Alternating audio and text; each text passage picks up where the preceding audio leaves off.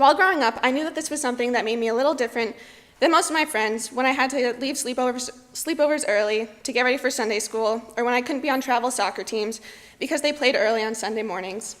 But it never really seemed like a big deal to me. It was just something that always was the way it was. I started my faith journey at a place much like this, a small but a powerful congregation at Pleasant Street United Methodist Church in Waterville, Maine. It was the building that my parents were married in, where I was baptized with my 3 sisters, and where I was confirmed. I don't remember a time in my life when I didn't go to church there, and I have fond memories of running around outside in the garden or in the nursery with my sisters and the other children who attended. Church was where I first learned how to make friends.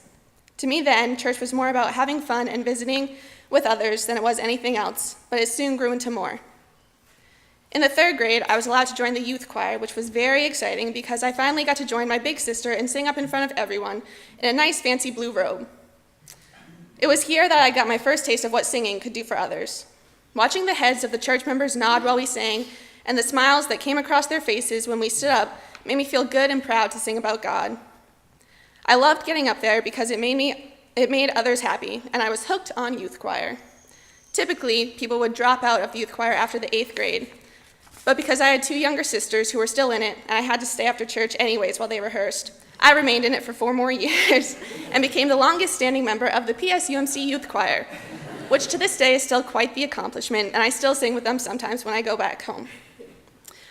Around the time we were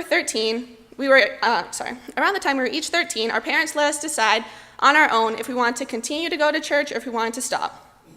I decided that I wanted to continue going, but the reason was the people.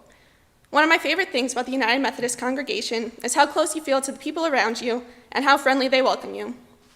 We had also just gotten a new pastor, Arlene Tully, who preached more in a way that I could understand. Be it my age, whatever, while previous pastors' sermons tended to go over my head, I could keep up with what Arlene was saying, and I learned her messages about love and trust and life and family. Arlene had a big part in my decision to stay at the church during this transitional period. I was also in the youth group at my church, and while we weren't big, we got to make an impact and to see the happiness we could bring to others through helping. We did things that made worship even more fun, from running our own Sunday services to having box city events where we would sleep outside in cardboard boxes all night and try to put ourselves in the shoes of those less fortunate than us. We helped at the homeless shelter and participated in charity walks, and the summer after my senior year of high school, we went down to Pennsylvania and joined a group called Army for a week, doing service projects in the area. I went out with 4 others my age and helped to construct a wheelchair ramp for a man named Jeffrey, whose previous ramp had collapsed while he was on it, and he was no longer able to leave his house without great assistance.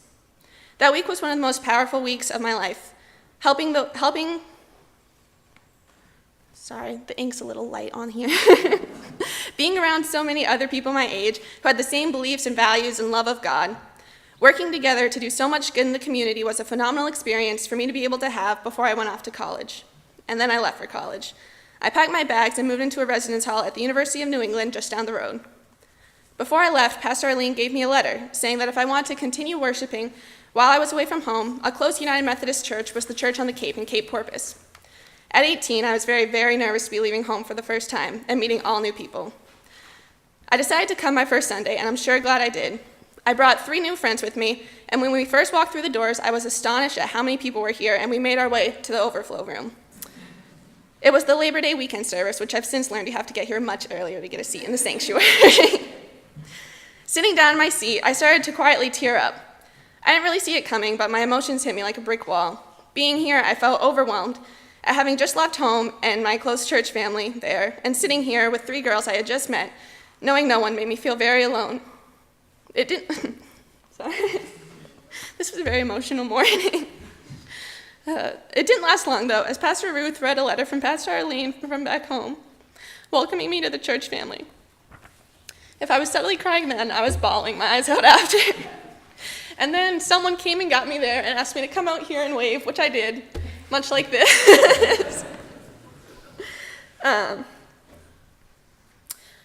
So every time that I've come to this church since then, I feel more and more welcomed. When I went to the Dominican Republic for a missions trip, Pastor Ruth did a whole sending off ceremony for me during a service, and last Christmas I even received a care package during finals week. Tokens like this have made me feel very welcomed into a new church when I am far away from home. I come to church every Sunday because my faith is something that's always remained constant and positive in my life. Through every transitional period I've had, I've been able to find comfort in praying and singing to God and meeting others who share the same love. Throughout my life, church has always been a big part. And while my relationship with God and my love of God have grown greatly with time, I think that what has kept me coming back is the people and the love and life that I see in others. United Methodists as a whole, I've found to be some of the most friendly, compassionate, and non-judgmental people who truly want to help and bring joy to others while worshiping God, knowing that it is His presence and love that drives us to do what we do. Thank you.